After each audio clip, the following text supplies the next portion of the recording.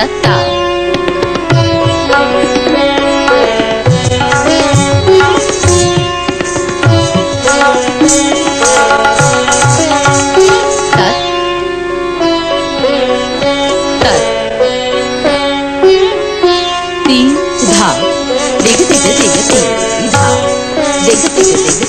all the classical schools of dance from the Indian subcontinent, Kathak is perhaps the most beautiful.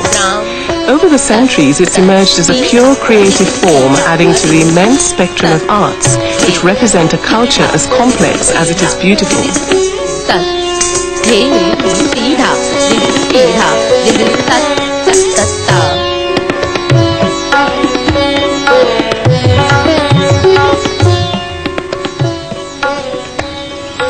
It's been said that one needs to visit a country to see its greatest masters, but Nahid Siddiqui from Pakistan has brought her skill to Birmingham. She's one of the most celebrated dancers of Kathak, the dance whose name means storyteller. Well, it's a nice time, I must say, nice time of year to be to be dancing anyway. But I just, from the school days, I was very much dancing, and I was taking part in preferably dance drama or solo dance, or without knowing what I was doing. Yes. So you had no training up to that point? No, I was trained quite late actually. And then later on I just had to choose what I really wanted to do, because my mother also insisted that I should go in some kind of art line, not thinking that I'll seriously take it up or anything. Yeah. But I just, out of singing and out of painting, out of so many other things, I chose dancing. When did you realize that there might be a career in dancing for you? Very late. I was not performing, I was just learning, because till a certain time, some years you just learn, you're not allowed to go on the stage if you're in India or Pakistan. And I was still learning, and I was offered a performance, you know, and I just did it in spite of all the difficulty and opposition from my father especially. And I did it, and I just, when I was on the stage, I thought it was a lovely feeling being on the stage and sort of showing a final finished number or a finished thing to your audience. I think sometimes we often see, I think, what you call folk dances, you know, perhaps at parties and so on. Yes, yes. But not your specific type of dance? No, I don't think so. That is one problem we face, you know, when our performances take place, that we have to drag people to come and at least see it once, so that they get some kind of idea what kind of hard work goes into it and what it is all about, because it's their own culture. But I think the reason is they've left their own countries long ago and they've settled here, and it's not, they don't get much chance to see that kind of classical dance. So even for the Asian people it comes as a surprise as well? Oh yes, totally. Yes, I've met many Asian people who didn't even know that Kathak is, whether it's a name of a vegetable or dance style or what. But that's a mistake these young people and their parents aren't likely to make. They meet regularly with Nahid to hear stories of her homeland and to talk about dance. Rim chim barse budaniya, rim chim barse budaniya. Rim chim is the sound, the way rain drops. Rim chim, rim chim, rim chim. Now you can show that your hair is wet, and that's another sign of the rain. You can just feel the rain on your hands. You can hide your face, that's to show the rain.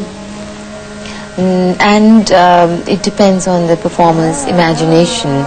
There are some cliched movements, set movements to show rain, clouds, lightning, thunder.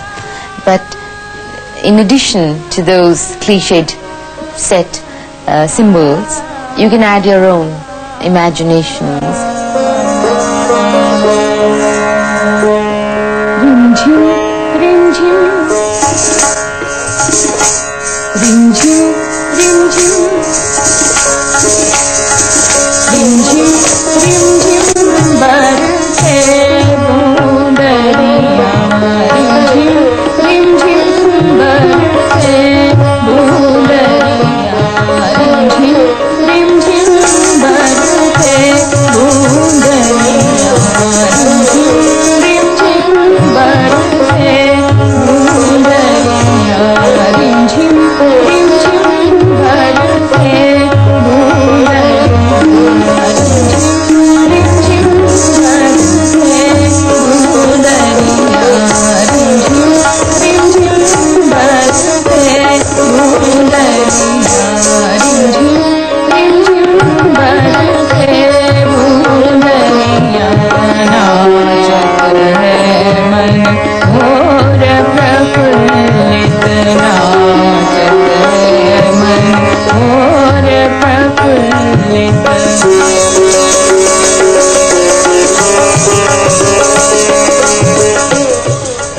My guru always says that to understand a fine art, you need a fine brain.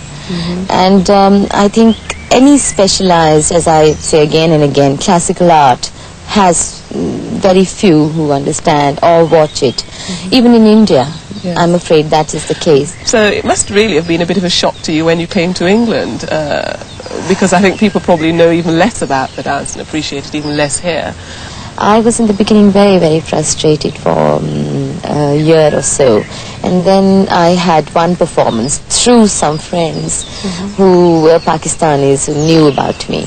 And it was in the Indian Culture Center. That is when I was offered to teach at the Indian Culture Center after that performance. So that was my first, you can say, engagement in England. And I was really thrilled because before that I had really never thought that I'll teach at this stage. But I thought that was the best way to keep in touch and to keep in touch at least with the institute and with your art.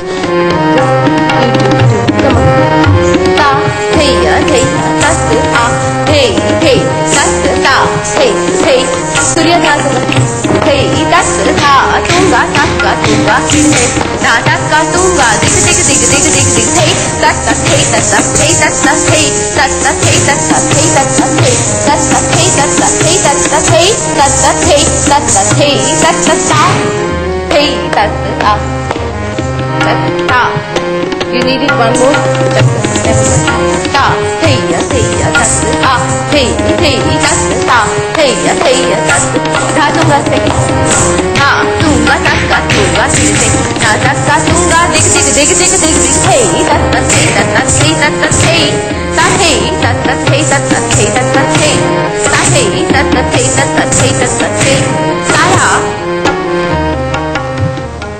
The students I have now have been with me for, some of them have been with me for 2 or 3 years. That's when I started to teach at the Midlands Arts Centre. And I did not think in the beginning that they would carry on really, because it is hard work. And even though it's only once a week for an art which needs a lifetime's dedication. But even then I think it's a bit asking them for a little too, for more than what they would be used to in this country. It's stamping their feet for hours.